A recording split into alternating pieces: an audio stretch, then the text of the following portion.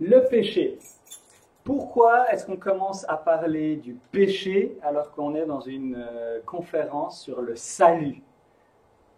Pourquoi? Parce que si on veut pouvoir comprendre la bonne nouvelle de notre salut, on doit comprendre la mauvaise nouvelle de notre péché et des conséquences de notre péché.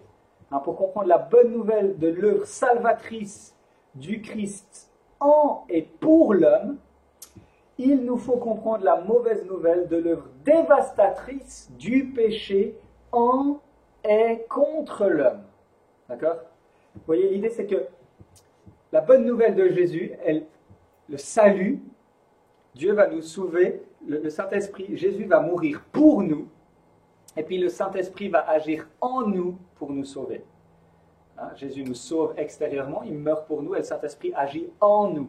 Mais pour comprendre cette œuvre du salut, on doit comprendre que c'est à cause que le péché, il a agi en nous, il nous a totalement corrompus, et il agit contre nous, dans le sens où il attire sur nous la condamnation et la colère de Dieu. Et on doit comprendre la gravité de notre situation de pécheur et de ses conséquences si on veut pouvoir apprécier le salut.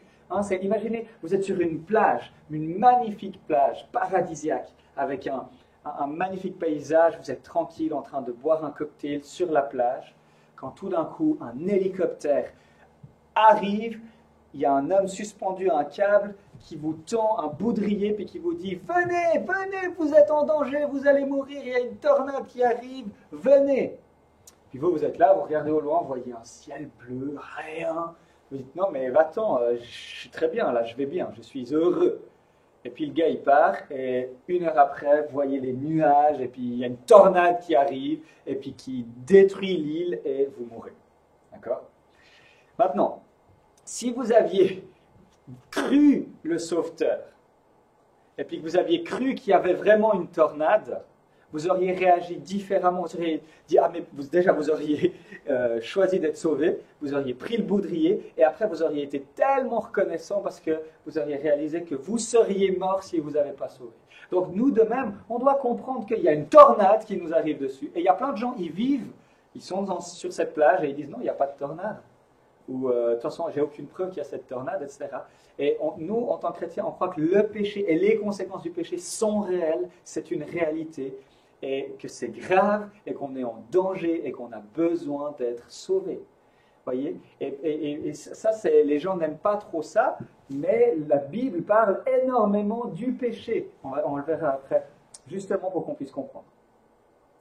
On voit ça, Romains, Paul, dans l'Épître aux Romains, du chapitre 1, verset 18 à 3, verset 20, il explique à quel point on est pécheur et on demeure sous la colère de Dieu et la condamnation de Dieu. Il parle plusieurs fois de la colère, du juste jugement de Dieu. Là, vous avez les versets. Puis, une fois qu'il a fait tout ça, il dit « mais ». On arrive à verset 20. « En effet, personne ne sera considéré comme juste devant lui sur la base des œuvres de la loi, puisque c'est par l'intermédiaire de la loi que vient la connaissance du péché. Mais maintenant, la justice de Dieu dont témoignent la loi et les prophètes a été manifestée indépendamment de la loi. C'est la justice de Dieu par la foi en Jésus-Christ pour tous ceux qui croient. On est sauvés par la foi. » C'est le « mais ». Vous avez une maladie très grave qui est mortelle, mais nous avons trouvé on sait comment le soigner.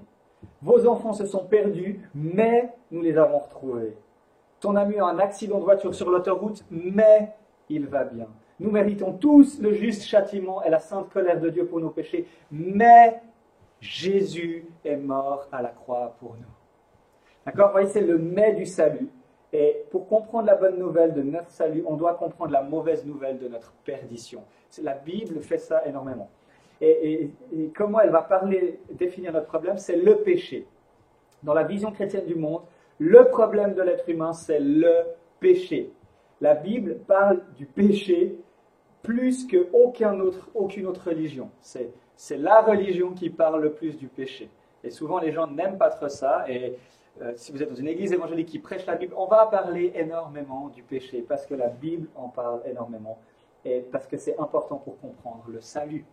La richesse du vocabulaire biblique montre l'importance du péché dans la vision chrétienne du monde. Vous savez que l'hébreu biblique, l'Ancien Testament a été donc écrit en hébreu, et puis il n'y a pas beaucoup de mots qui existent. Il y a 8000 mots. Et puis, par exemple, comparé au grec, du même moment qu'il y a 120 000 mots, donc l'hébreu biblique, il n'y a pas beaucoup de mots. Et puis, sur les 8000 mots, 2000 ne sont utilisés qu'une seule fois. Donc, en fait, si tu apprends 6000 mots, tu peux parler l'hébreu biblique. Ce n'est pas une langue qui est riche en mots. Mais alors que cette langue est pauvre, finalement, de manière générale, en termes de mots, elle a 40 mots pour décrire le péché, ce qui est énorme sur une langue qui a déjà aussi peu de mots. Et puis, pourquoi? Parce que c'est important dans leur compréhension du monde. Vous savez que les gens qui vivent sur la banquise, ils ont des dizaines et des dizaines de mots pour dire le blanc. Ils ont plein de mots parce qu'il y a plein de blancs différents. Nous, blanc, c'est blanc. Mais quand tu vis sur la banquise et puis qu'il y a du blanc partout, évidemment, tu as un vocabulaire riche pour parler, décrire ce blanc, enfin, les différents blancs. De même, les gens qui vivent dans la jungle, ils ont énormément de vocabulaire pour décrire les vers de terre. Et nous, dans notre culture, on a énormément de mots pour décrire les véhicules, parce qu'il y a plein de véhicules, alors que dans d'autres cultures, il y a juste un mot.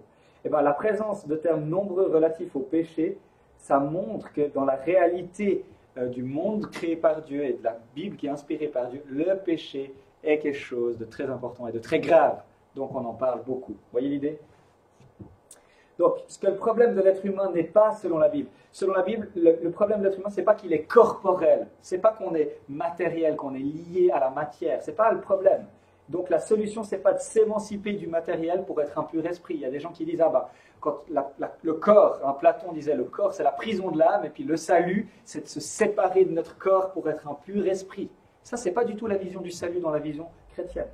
Ce n'est pas un manque de connaissance. Il y a des religions, un mystère qui disent, le péché, c'est qu'on est bête, on n'a pas assez de connaissances, et c'est avec plus de connaissances qu'on pourra parvenir au salut.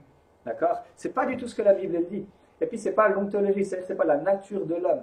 L'homme, dans la vision biblique, il y a des gens qui disent bah, le mal fait partie du monde, et on est mal, on fait le bien et le mal, ça fait partie de ce qu'on est. Non.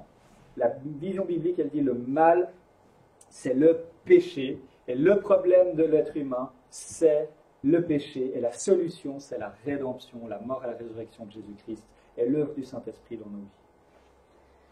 Donc le péché et ses conséquences, c'est le mal, c'est le problème de l'humanité. Le mal, c'est le péché dans la vision chrétienne du monde.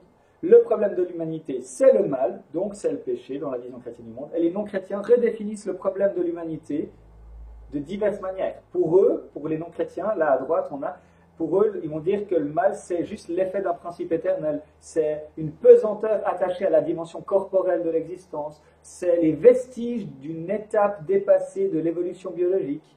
C'est pas un phénomène. Certains vont dire que c'est une illusion que le progrès de la connaissance permettrait d'éliminer. Non, dans la vision biblique, le mal, c'est le péché. C'est quand l'homme se rebelle contre Dieu, qui désobéit à son Créateur et qui ne fait pas ce pourquoi il a été créé. Donc le péché se distingue principalement. On va passer ça. Je vais passer parce que on avance. Ok, le vocabulaire biblique du péché. Dans l'Ancien Testament, 3 mots reviennent régulièrement. Péché, faute, et puis se rebeller. Puis chacun de ces éléments, il y a des passages où on a les 3 qui sont utilisés au même endroit. Donc voilà, le mot péché, littéralement, l'étymologie veut dire manquer. C'est-à-dire qu'il est utilisé dans Juge. Tout cela pouvait, en lançant une pierre avec la fronde, viser un cheveu sans le manquer. Donc, il pouvait lancer une pierre avec une fronde, il pouvait viser un cheveu sans le manquer, sans pécher. D'accord? Mais le péché, ça a surtout la connotation, c'est dans l'usage, c'est pas pour dire manquer la cible, dans l'usage, c'est vraiment commettre un mal moral. C'est un tort commis envers l'autre. Le péché, c'est le mal moral comme un échec et comme un tort. Et puis, il y a non seulement, quand on parle de péché, il y a le tort qui est commis, mais il y a aussi la situation du pécheur, son démérite. L'accent tombe sur la situation, il est pécheur. Faute, iniquité, les mots de racine, alors on a l'image de courber, tordre, et puis c'est aussi la violation du droit, et puis porter la culpabilité, porter le fardeau, c'est les usages du mot. Et puis un élément important, c'est que le péché, c'est une révolte, c'est une rébellion contre Dieu. On était les sujets du roi, on devait obéir au roi et on se rebelle, on mène une rébellion contre le roi, on ne veut plus se soumettre à son autorité. Ça, c'est vraiment l'élément du péché. Donc, deux aspects, rejet de l'autorité du Seigneur et puis le froissement, évidemment, de la nation. Il y a beaucoup d'autres termes pour le péché dans l'Ancien Testament. Si ça vous intéresse, là, j'ai mis les citations dans le péché. Dans le Nouveau Testament, c'est le mot hamartia. Et puis, il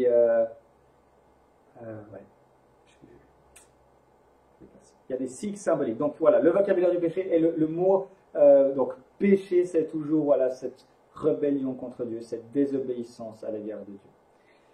Il y a des images qui sont utilisées pour parler du péché. Il y en a 4. L'errance, on est censé marcher sur un chemin, on suit un chemin, et puis on va errer, c'est-à-dire qu'on va se perdre. La maladie, la souillure, la dette. Voilà, l'errance, on a des brebis égarées, on suit notre propre voie, l'Éternel a fait tomber sur lui nos fautes à tous. La maladie, on est malade, on n'est pas comme on devrait être. La souillure, on est corrompu, on est sali par le péché. Et puis la dette, on a une dette. À cause de notre péché, maintenant on doit payer pour notre péché. On a une dette envers la justice de Dieu. On doit payer pour chacune de nos fautes. Ok, définition du péché. On peut définir le péché de la manière suivante, c'est la non-conformité ou manque de conformité à la loi de Dieu. Ou bien d'autres manières de le formuler, c'est tout ce qui est dit ou fait ou convoité contre la loi éternelle de Dieu. C'est un écart par rapport aux normes divines, c'est transgression du commandement, non-accomplissement de la volonté de Dieu. Mais on va dire que c'est la non-conformité ou manque de conformité à la loi de Dieu. Donc Dieu nous dit voilà ce que je veux, et le péché c'est ne pas faire, ne pas être, ne pas penser ce pourquoi on a été créé, c'est ne pas être ce pourquoi on a été créé. D'accord? C'est se rebeller à la loi et à la volonté bonne de Dieu. Hein, tous ceux qui pratiquent le péché violent la loi, puisque le péché, c'est la violation de la loi. C'est la désobéissance au commandement de Dieu. Les 4 points principaux du péché, ça c'est important. Le péché, c'est un manque, d'accord? On a été créé pour vivre comme ça, et on se détourne, on ne fait pas, on manque à ce qu'on devrait faire. Le péché, c'est ne pas être et faire ce pourquoi on a été créé. C'est une non-conformité. Dieu nous avait créés pour être en son image et ça impliquait de lui obéir dans tous les domaines de nos vies, dans notre manière de penser, dans notre manière de réfléchir, dans notre manière de vivre, dans nos émotions, dans tous les domaines. Hein, on devait être conforme. Et donc, le péché, c'est dès qu'on se détourne d'une manière ou d'une autre à sa volonté pour tous les domaines de notre vie. Et nous avons besoin de la révélation de Dieu pour mesurer notre péché. Pourquoi c'est important dans la définition? Le péché, c'est un manque de conformité à la loi. On a besoin d'une révélation, on a besoin de la révélation de la loi qui nous est extérieure pour qu'on réalise qu'on fait le péché. Parce que une des conséquences du péché, c'est l'aveuglement et on ne va plus voir qu'est-ce que c'est le péché et donc on va pécher. Et puis quatrièmement, le péché est contre la personne de Dieu, une insulte, une rébellion à Dieu. Ça, c'est essentiel. Le péché, on a tendance à voir que le péché, c'est contre des personnes, c'est des actes que je fais du mal contre les gens. Mais tout péché est premièrement et avant tout contre Dieu. C'est une insulte contre Dieu. Chaque fois que je pense du mal de quelqu'un, c'est comme si j'insultais Dieu.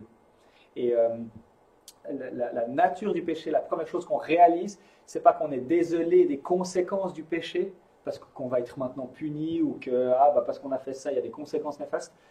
Quand on a vraiment compris le péché, on est désolé et on est triste d'avoir attristé Dieu et d'avoir insulté Dieu parce qu'on réalise que notre péché l'a insulté et l'a attristé et l'a mis en colère.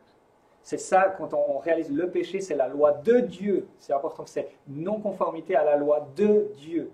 Et c'est toujours un péché contre Dieu. Donc le péché, ce n'est pas seulement le mal moral qu'on fait dans le monde, c'est toujours le mal moral qu'on fait contre Dieu.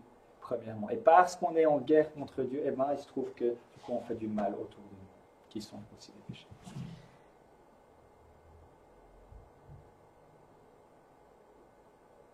Alors là, il y a la question de est-ce qu'on peut parler qu'il y a une naissance du mal? Est-ce qu'il y a c'est un péché en particulier qui définit le mal? Henri Blocher nous dit qu'il n'y a pas une naissance du mal, mais que le péché n'a pas d'essence car il n'est pas créé. Nous suggérons que le péché n'a pas proprement d'essence. Seules les choses créées ont une essence. Le péché n'est rien que corruption d'une bonté créée, toujours parasitaire. Donc on ne peut pas dire le péché, il existe, parce qu'il n'a pas été créé, c'est comme le mal, mais le péché est toujours une perversion de la création bonne de Dieu. Donc le péché va être situé, parce qu'il va venir pervertir notre relation à Dieu, notre relation avec les autres et notre relation à nous-mêmes. Mais il est toujours une perversion des choses créées bonnes de Dieu. Donc le péché a 1000 façons de s'attaquer à la création bonne de Dieu. Voilà. Bon, c'est une distinction. Et donc, on ne peut pas définir l'essence du péché, on peut décrire les diverses manières dont le péché corrompt la création bonne de Dieu. Le péché prend des formes différentes selon l'élément de la création qui subit la perversion. Par exemple, le péché, Dieu nous a créés pour penser, et puis le glorifier avec notre manière de penser et notre intelligence, le péché va corrompre notre manière de penser pour qu'on pense de manière détournée, pas pour la gloire de Dieu, mais pour notre propre gloire. Donc il va toujours pervertir les éléments de la création. Est-ce que les péchés commis inconsciemment sont des péchés? La Bible est claire sur ce sujet. Il y a un débat entre... Bon, on va passer le débat parce qu'il faut qu'on avance, mais il y a des versets qui disent « Si donc quelqu'un sait faire ce qui est bien et ne le fait pas, il commet un péché. »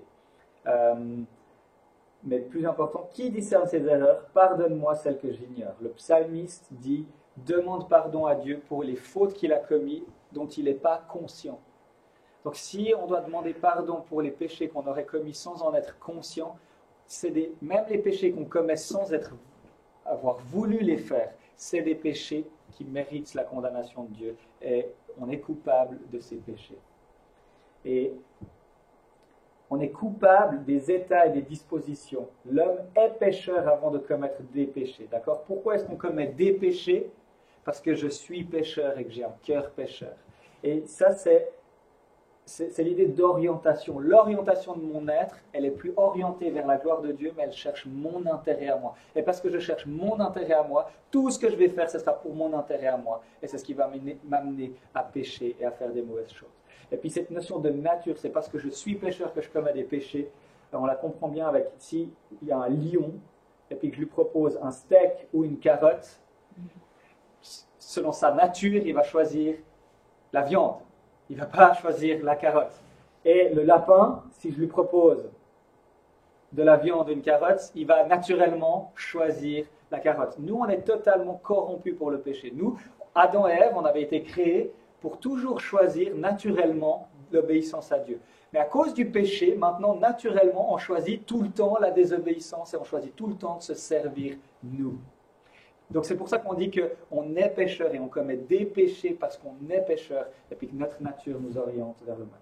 Et la Bible dit en Jérémie 17:1, le péché de Juda est inscrit avec un burin en fer, avec une pointe de diamant, il est gravé sur la table de leur cœur et sur les cornes de vos autels. C'est que c'est gravé dans notre cœur, on est orienté vers le mal. Un Éthiopien peut-il changer sa peau et un léopard ses taches? Tu peux pas, si tu es blanc, tu ne peux pas devenir noir. Si tu es noir, tu ne peux pas devenir blanc, tu ne peux pas changer la couleur de ta peau. De même, pourriez-vous faire le bien? Vous êtes incapable de faire le bien, vous n'arrivez pas à changer parce que votre nature, elle est totalement corrompue. Vous qui êtes habitués à faire le mal. Vous voyez, c'est un lien hyper fort que la Bible est là. Notre nature, c'est à cause de notre nature pécheresse qu'on commet des péchés. Paul parle aussi de cela. Donc, voilà l'image. J'aime bien cette image de dire on est des jardins. Et parce qu'on est des jardins, Dieu nous a créés comme des jardins. Au début, c'était parfait. Il n'y avait que des bonnes graines et puis que des bons arbres. On va dire les graines, là, c'est des désirs. Adam et Ève, ils n'avaient que des bons désirs. Et puis ces bons désirs, ils y réfléchissaient, ils se disaient « Ah ouais, je pourrais faire comme ça, Dieu me donne l'envie, je pourrais dire à Ève que je l'aime, lui écrire un poème, puis il réfléchit, puis pouf, après il écrit un poème d'amour, puis il lui dit son poème d'amour, par exemple. D'accord? Donc j'ai imagé comme ça le mauvais désir. Après tout le temps de rumination, on laisse ruminer ce bon désir, pardon, j'ai dit mauvais, le bon désir, et on y réfléchit, on le planifie, on le cultive, on y pense, et pouf, on pose un acte, c'est les fruits, là, enfin, c'est le feuillage de l'arbre. D'accord? Ensuite, à cause du péché, on est totalement corrompu. Et maintenant, on a des mauvais désirs. Et ces mauvais désirs, on y réfléchit, on les laisse grandir, on se dit « Ah ouais, ce serait bien, je pourrais faire ça, je pourrais me servir de cette manière, etc. » Et boum, on pose l'acte mauvais. On insulte, on fait du mal, on vole, etc. Ça, c'est ces mauvaises épines, d'accord? Et le non-chrétien, il a que des mauvais désirs et il fait que des mauvaises actions. On verra après pourquoi. Mais ce qui se passe, c'est que le chrétien, qu'est-ce qui se passe quand on est chrétien? C'est que Dieu va nous donner de nouveaux désirs, et puis qu'on va devoir apprendre à cultiver, puis à produire des fruits, et puis on va devoir apprendre à enlever ces mauvais fruits, ces mauvaises herbes, donc les mauvais désirs et puis les mauvaises arbres, mauvaises actions qu'il y a dans nos vies, on doit apprendre à les enlever. Mais le chrétien le plus saint, dans ce monde, avant que Jésus revienne, il sera comme ça. C'est-à-dire qu'il va produire des fruits, mais il aura toujours des mauvais désirs. Mais ce qu'il va faire, c'est qu'il ne va pas les laisser devenir. Hein, il va pas, les mauvais désirs, il ne va pas se dire « Ah tiens, je pourrais voler », il ne va pas faire ça. Dès qu'il va voir le mauvais désir, il va dire « Seigneur, je te demande pardon pour ce mauvais désir parce qu'il est pécheur, d'accord? On est coupable de ces mauvais désirs. D'accord? On ne devrait pas avoir ces mauvais désirs, donc on est coupable même de ces mauvais désirs. Donc on demande, le chrétien, il a ces mauvais désirs, puis il dit Seigneur, je te demande pardon pour ces mauvais désirs, et il se détourne et il se fixe sur non, je veux te glorifier et avoir de bons désirs. Et il s'applique les vérités de l'évangile. Donc, ça c'est peut-être avant que tu te convertisses. Tu te convertis, c'est beaucoup plus progressif que ça, hein, ça vient pas d'un coup les fruits comme ça, hein, mais j'ai pas eu le temps de les faire tout progressivement. Puis ça, on pourrait dire, c'est le chrétien le plus avancé dans la maturité en Christ, dans ce monde. Et puis au ciel, devinez quoi, ce sera le bonheur absolu parce que boum, on n'aura plus cette nature pécheresse, on n'aura plus aucun désir de faire le mal, on n'aura que envie de tout le temps glorifier Dieu. C'est pour ça qu'on se réjouit tellement de ressusciter et puis d'être avec le Christ.